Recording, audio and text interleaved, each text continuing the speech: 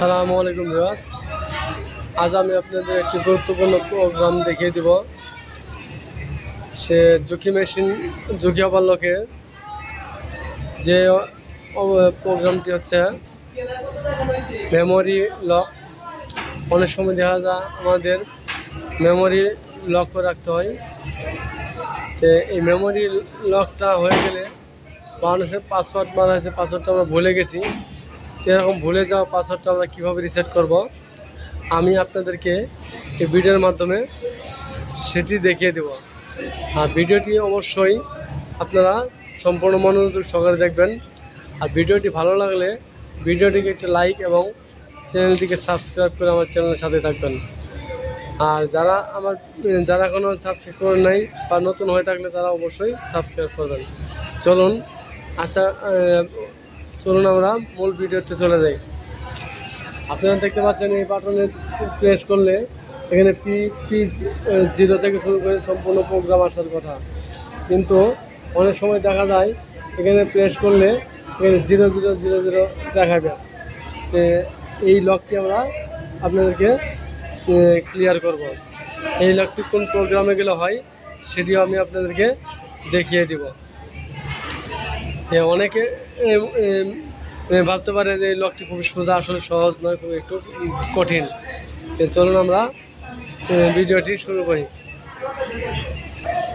প্রথমে আপনাদেরকে একটি কাজ করতে হবে, এই পাওয়ারটি অফ করে নিতে হবে। অফ করে নেওয়ার পরে এই দুইটি বাটনে একসাথে প্রেস করে নিতে হবে।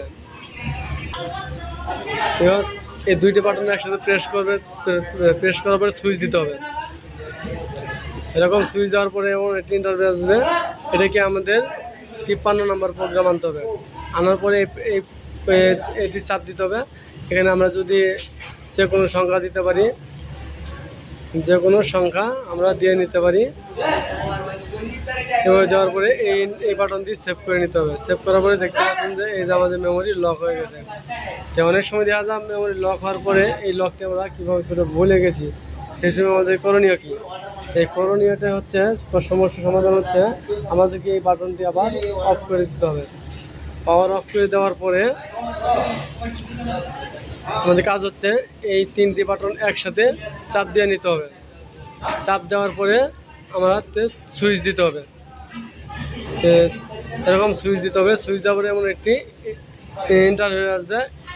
এরপরে আমাদেরকে আবার আগের প্রোগ্রামে যেতে হবে। এই 53 আমাদের প্রোগ্রামে যেতে হবে। যাওয়ার পরে আমাদেরকে এই বাটনে প্রেস করতে হবে। প্রেস করার পরে এখানে 00 আছে, এই 00 পরে আমাদেরকে আবার এখানে প্রেস করে নিতে হবে। প্রেস করার পরে দেখতে পাচ্ছেন এটি লক আনলক হয়ে গেছে। এখন যদি আমি পাওয়ার অফও করি, পাওয়ার অফ করলাম, অফ করার পরে আমি আবার পাওয়ার দিয়ে দেখবো তখন লক আছে না আনলক হয়ে গেছে।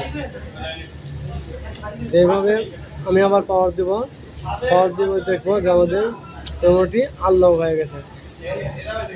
এটি হচ্ছে আমাদের ডিসপ্লে লক আনলক।